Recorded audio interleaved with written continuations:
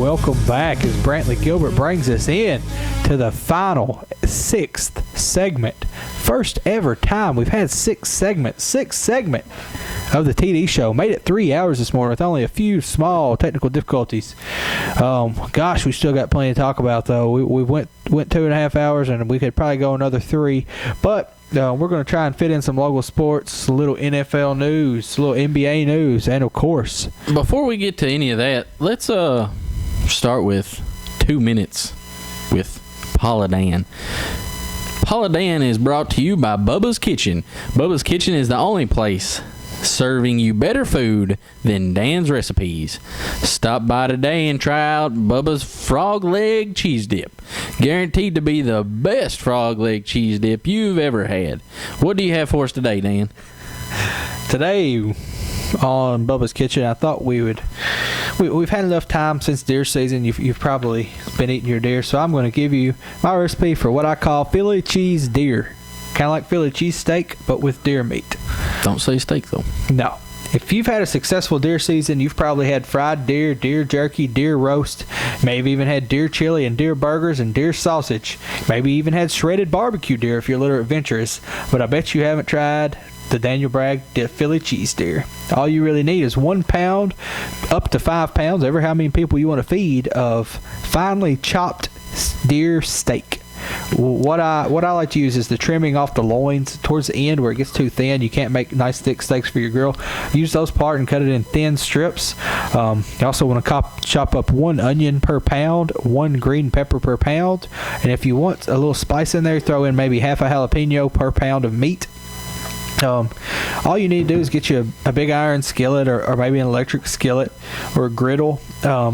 Put some butter on it and throw all your meat and your onions and green peppers in there with a little soy sauce, maybe a little A1 sauce, and just cook it until your vegetables are tender and your deer is finished. Once you get done, what I like to do is use provolone cheese. You can use Swiss cheese if you like. Lay out my bun. Put a little provolone cheese on the bottom. Add the Philly cheese. You lay out your buns? I lay out my buns. I like hoagie buns. I lay out my fillet, or like a Italian roll or something. And what you do is lay that out. Put your provolone cheese on the bottom. Lay your Philly cheese deer mixture on top of that.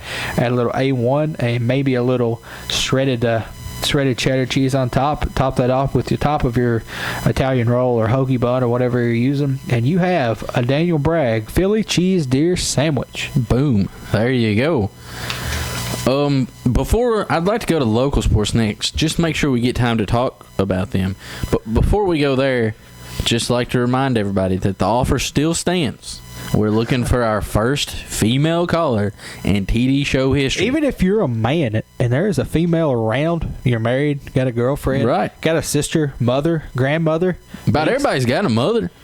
Huh? About everybody's got a mother. Or had one. Yeah, everyone knows a woman. Just call us. Absolutely. Guarantee everybody knows one. Call us and let us talk to her. And also a reminder, we will be at the Small Business Fair March 15th, 2 Saturdays from now, broadcasting live. And if you're a woman and you call in, you will get a shirt as long as you call in and show up at that business fair. Sarah Jewell, we're advertising your fair for free. That's right. Keep that in mind. Keep that in mind. I'm sure she's not listening, though. If you're a man, which I assume most of you are. Well, I tell you what. You've got a girl friend, you bring them out there. Bring them out. We'll set up some crap, and we'll talk to you. We'll set up a couple chairs right there in front of our little booth. You can sit there and listen to us. Be great. So now time for local sports talk. Local sports talk is powered by Ernie's Shirt Store. Ernie's Shirt Store is a proud supporter of all Metcalfe County sports, young to old, spring to winter. Ernie's Shirt Store carries all the Metcalfe County gear you need to support your local Hornets. All right, so the Hornets... But before we move any farther, if you like the way we do our sponsorships, send us an email, give us a call. We can get you a sponsorship on the show. That's right. Pretty reasonably priced. We've got a great audience. Could essentially be worldwide if they have the internet. That's right. So. All demographics, young and old. Yes, sir. All right, so here we go. High school basketball, Hornets, Lady Hornets, Monday night, district at Clinton County. It was at Clinton County. At That's Clinton correct. County. The girls played Russell County. The boys played Clinton County. Boys played Clinton County, lost 83-57. Girls played Russell County, lost 53-43. And the game much closer than that. If you were listening to it or if you were there, they were in with 3 points there, about 2 minutes left in the third quarter, and all of a sudden, just let Russell County score about 10 points in a row, got out to about a 15-point lead there. Yeah, they had it, and that's kind of what's happened to our girls some this year is they have a 6 or 7 minute span where not game minutes, real time minutes where things kind of go wrong and they can't get back, and that's what happened tonight. But it was. I'm proud of what our girls did this year. Proud of our seniors and Kelsey O'Leary, Jordan Samuels, Allison Caffey. If I left off a senior, I'm sorry. That's off the top of my head.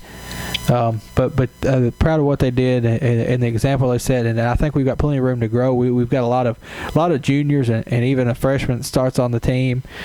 So.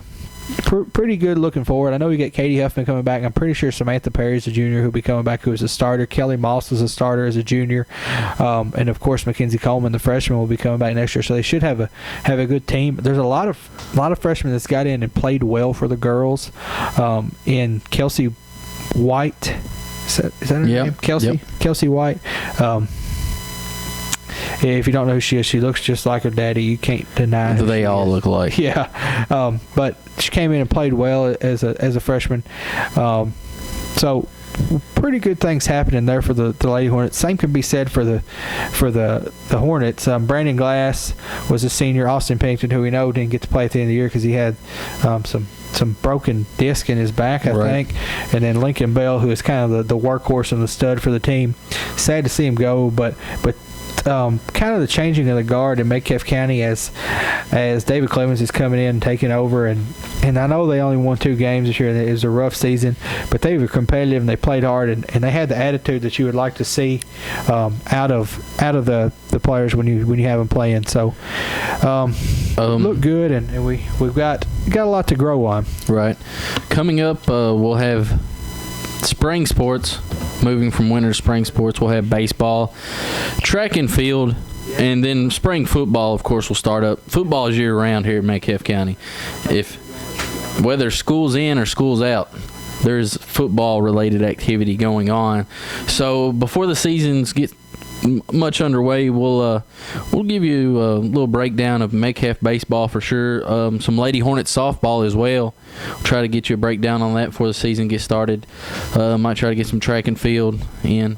A sport that I'd like to get a little more info on. I mean, I know that last year we had a bass fishing team at Metcalfe County. Is that right? We did. I know Justin Smith was a coach. I doubt he's listening to us. But if anybody talks to Justin Smith on a regular basis, I'd like to at least talk to him. Yeah, about well, let's try to get him on. I'd like to get him on and talk about it. I'd like to help. If there's anything I can do to help with the bass fishing team, let me know. Also, this is a new thing. Something Metcalfe County's been involved in for quite a while is the archery team. Right. And Bart Rowland of Tompkinsville, who is our representative, has introduced a bill allowing KHSAA to recognize archery as a varsity sport. Is that right? So it's going to be a KHSAA recognized sport now, and our team's always done well.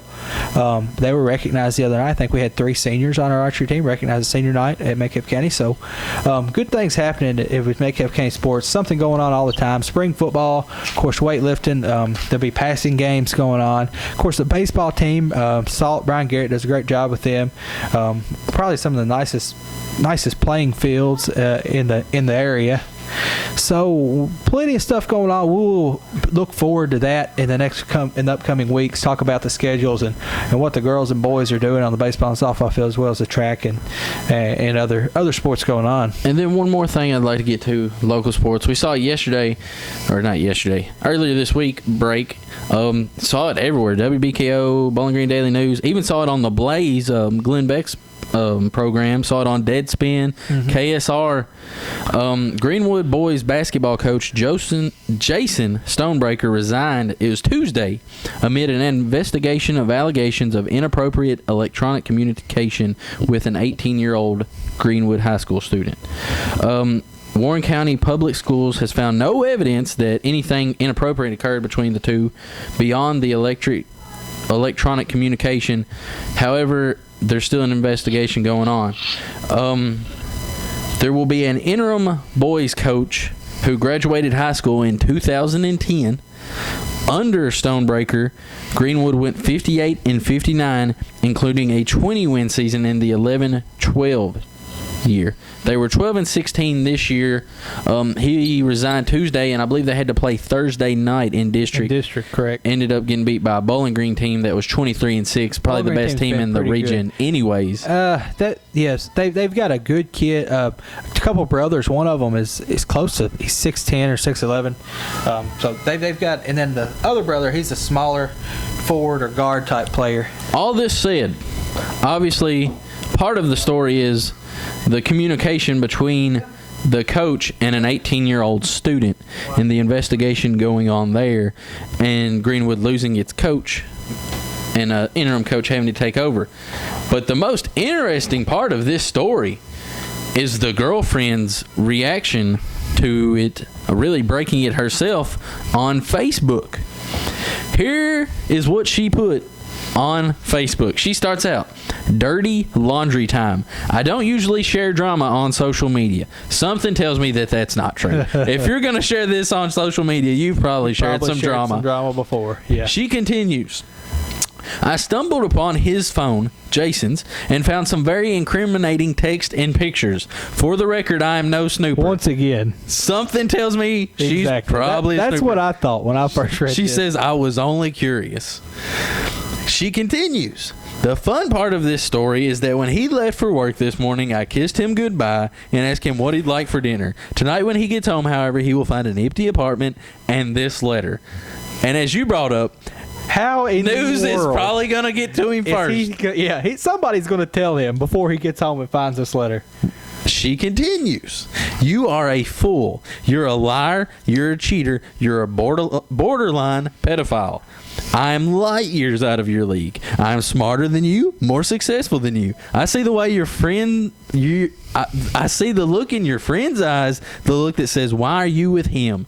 None of my friends or family can stand you and have eagerly encouraged me to leave you for years. Remember, I remind you, they've only been together 2.5 years. Right. 2.5. Correct. Remember how happy they were. Remember how happy your parents were when I moved to Bowling Green a year ago and you finally moved out of their house. You're a broke 30-year-old man whore, and it's likely you'll be without a job very soon. You're a twisted psychopath. Bless your stupid, stupid heart." Wow. I mean, not saying the guy didn't deserve it, but gosh, that was wild. One more part. So the moral of this story is a man should never underestimate a woman with bigger balls. There we go. Later during the day, she took it down, apologized, said, "Sorry, folks, I'm taking my dirty laundry post down. I wish him the best of luck. While his actions were inappropriate, after a thorough investigation, the police have found no malicious or explicit activity. Let's not drag him or anyone else involved through the mud." Maybe a little too late for that one. Right, especially when you say that you're going to be out of a job very soon. Right. "I take responsibility for my part in this. I'm sorry it went this far, Jason. I never thought this thing would go viral the way it has." What did you expect? Wow. This is one of the most berserk high school sports-related stories I've ever encountered. Yeah, pretty strange, pretty wild. So, I mean, basically, we don't know for no sure. Allegations that he was saying anything inappropriate Right. to these girls. I mean, he was just texting some. Right. We don't even know. Was it girls? Did they even say? We girls? don't know. He was just texting some 18-year-old students in his class. Which we admit there could be a bad side to this story, but for as all that we know, it wasn't. Well, it could have been homework. And she does this and cost this poor guy his job. And we don't know. I mean, he could have deserved to lose his exactly. job. But That being said, he could have not. Yeah. So now his name is all over the Blaze, KSR, Deadspin. Yeah, he's not going to be coaching anymore, ever. He might not be teaching ever again. Correct. I mean, Well, he could probably teach inmates. wow. This woman has just ruined this guy's life all over social media. Yeah. I mean, I'm not saying the guy didn't deserve it, but I don't know. I'm not going to jump in and judge on that front. But she usually doesn't post drama on social No, and she usually doesn't go through his phone. She's not a stalker or a Just snooper. Unbelievable. I mean, a part of me feels sorry for the guy because, like we said, we don't know. No, I have no idea. No. We have none. And as far as the investigation, I guess, I mean, if you read it, they make it sound like they've went through the records to see what the text said and what the pictures Yeah, were. he resigned. He wasn't asked to resign or fired. Right. Doesn't mean he wouldn't have been, but Wow. yeah. Just wow. That said, hopefully, I mean, it kind of sucked, I guess, for the Greenwood seniors having to go to district without their coach. Probably a game they weren't expected anyways. Hopefully, the interim gets to step in maybe next year and things go up from here. Yep. Hopefully, things will get back on track for Greenwood. I know back when we played ball, they were pretty good. And in the past couple of years, I mean, they've had a good team. They just had a down year this year. Things weren't going well. Who knows? This guy could have been losing his job to begin with. Wow. But moving on from local sports, back to professional sports, collegiate sports, something you made a reference to earlier, the butt dialing. Yeah. Along with other things. Urban Meyer is on a phone call with a recruit, and Tim Tebow is with Urban Meyer. He hands the phone to Tim Tebow, and Tim Tebow supposedly says, "Hi, how's it going?" Well, that's good. All right. Hands the phone back to Urban Meyer. Reportedly, about 10 seconds of phone conversation between the two, and violations get handed down on Urban Meyer for a recruiting infraction. And the kid doesn't even end up going to Ohio State. He ends up going to LSU. LSU, that's right. correct. The NCAA and their recruiting violations, unbelievable. Yeah, there was another instance. The guy had pocket dialed somebody 7 times within like an hour. No conversations of any type, but 7 pocket dials in that. And there's something about a dip cup, and the guy was spitting his dip in a cup that had a school logo on it or something. He got a violation for that. If you're the NCAA, at some point, don't you just have to have some common sense above the black and white? Yeah, I think so. And I mean, this is something Jay Billis harps on all the time. I don't particularly care for Jay Billis, but he's really good at pointing this out. Right. Well, that's pretty much what they pay him for, is to complain about the NCAA. They don't have any idea, real world, what's going on. No. And I mean, it's probably a bunch of 80, 90-year-old men up there don't have any connection with the real world anyways. Right. But, geez, at some point, just use some common sense. Staying with football, collegiate football even, I guess, up to this point, the Combine, Clowney runs a 4.53 at the Combine. He also, before he ran it, he said he was going to break 4.5. He didn't. Well, it came out that he ran a 4.47. Then they looked at the official time. That was a hand time. Right. Faster than all quarterbacks, half the running backs, and all but one tight end. Faster than Kaepernick, Wilson, and Newton ran it. That's correct. I mean, we all knew he was a freak. No one's ever doubted his physical abilities. What they've doubted is his mental toughness, his ability to play for a whole season. Now, I'm not saying some things last year weren't out of his control. He didn't necessarily want to be in college. Right. He didn't want to be triple teamed every play. Right. All that said, he did kind of give up at some points. I can't imagine that the Combine really means much. No, I think all you can do at the Combine is hurt yourself. I mean, you have 2 years worth of tape that these people can watch, and only 3.5 sacks last year. Yep, 3.5 sacks. Of course, he was getting double and triple teamed every play, which he won't be in the NFL because, especially if he goes to Houston, they've got J.J. Watt on the other side, Brian Cushing's in the middle. They're going to have some trouble there. But you got to assume that you're going a lot better. It gets a lot better talent in the NFL too. Yeah, that's true. So, and like I said, something I tweeted out at the beginning of the year last year when they played, might have been their very first game, and it was a 3rd down and goal on the 5-yard line, and Clowney wasn't in the game. It's 3rd down and goal. Yeah, I mean, you can watch a South Carolina game and forget he's playing. You can forget he's there. Yeah. which it shouldn't be that way.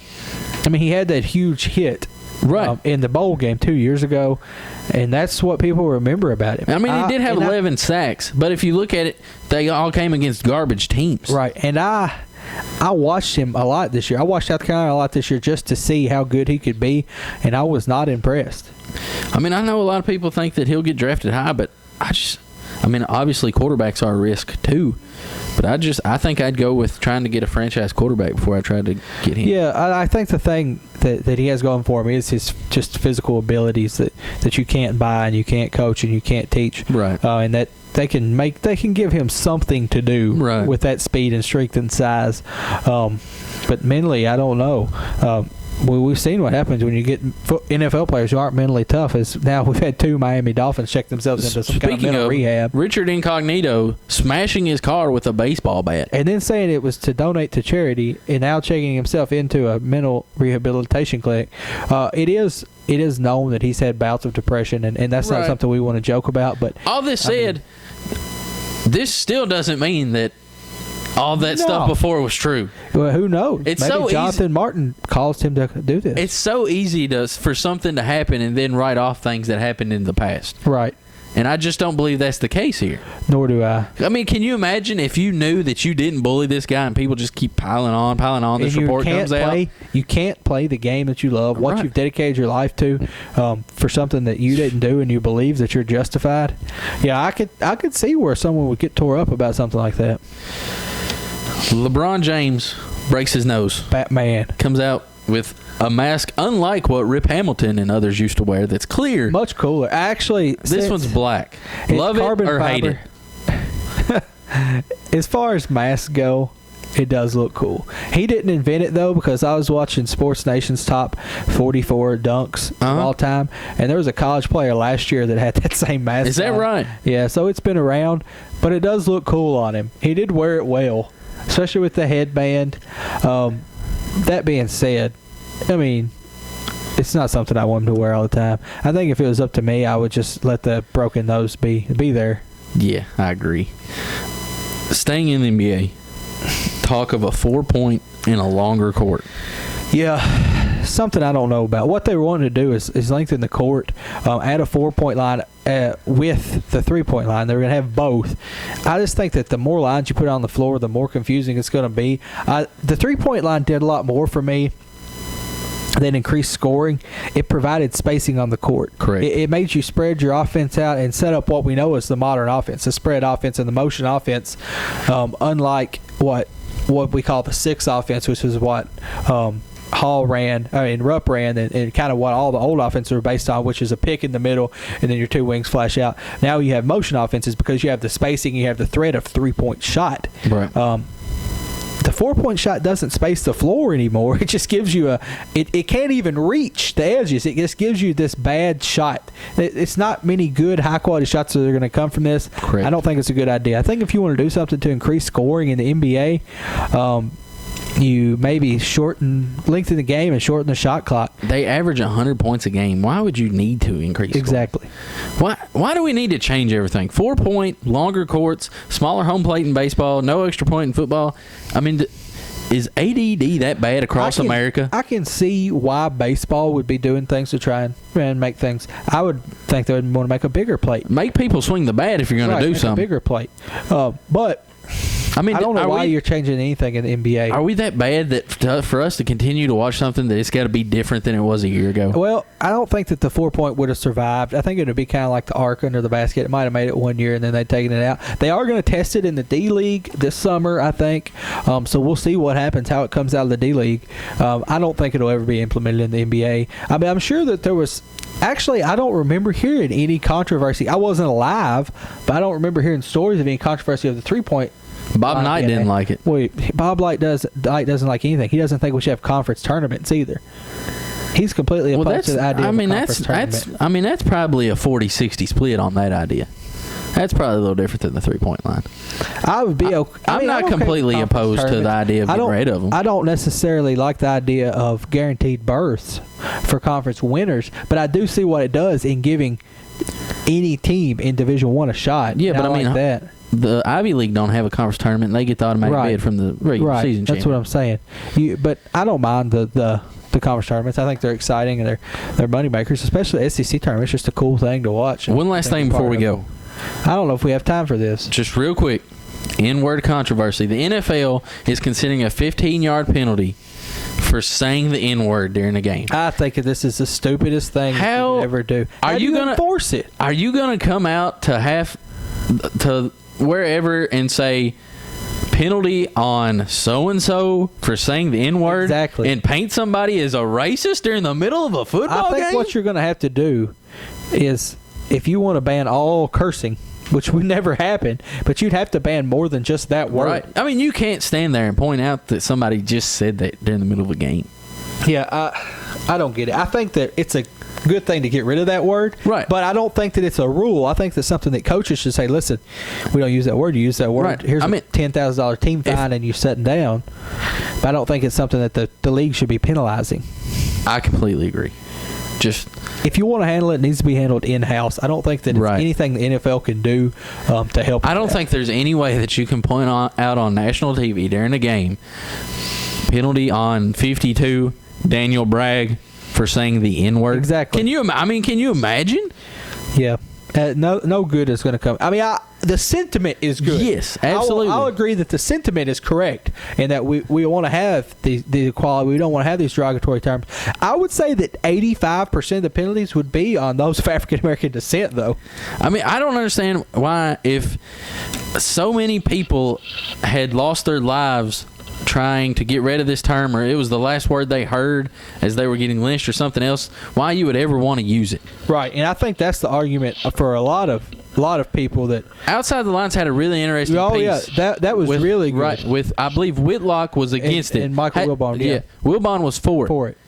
You know, he kind of said that it's used as a term of endearment now, and Whitlock had the same perspective that I did with what's Right. went on through history. How could Right. you ever use that word? I think that they are the authority on this. Right. I think that they honestly have Right. had the best debate I've heard about it. Correct. I don't know. I mean, I wouldn't use it just simply for politically correct reasons. I wouldn't use it. I mean, I wouldn't use it white, black, Right. yellow, Right. green, I orange, wouldn't brown, use it, purple. Period. I would. Yeah.